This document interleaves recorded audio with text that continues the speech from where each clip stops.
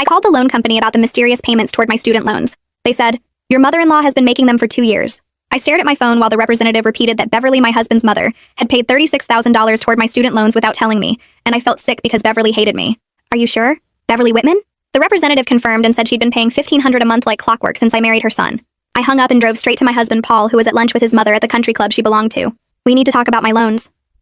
Beverly smiled that cold smile she always gave me. "Finally noticed, did you? I was wondering how long it would take someone of your education level to check their own finances." Paul looked confused. "What's going on?"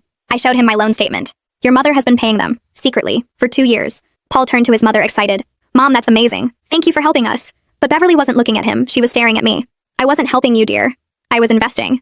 My stomach dropped because I knew that tone. "Investing in what?" She pulled out a folder from her purse that she'd apparently been carrying around waiting for this moment. "Every payment I made was a loan. With interest. You now owe me $42,000.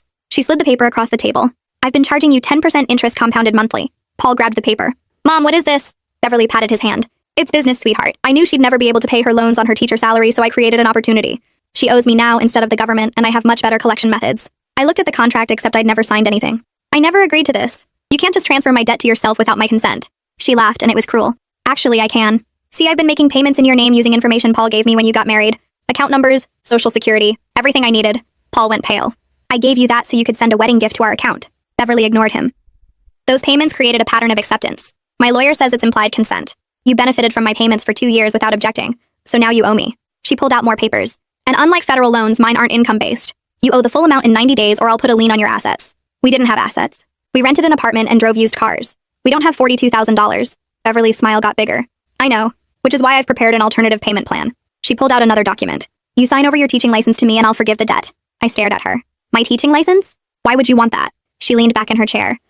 "I don't want it. I want you to not have it. Without your ability to teach, you'll have to leave the state to find work. Paul will realize long distance doesn't work and we can finally find him someone appropriate." Paul stood up, knocking his water over. "You're trying to destroy my marriage?" Beverly didn't even blink.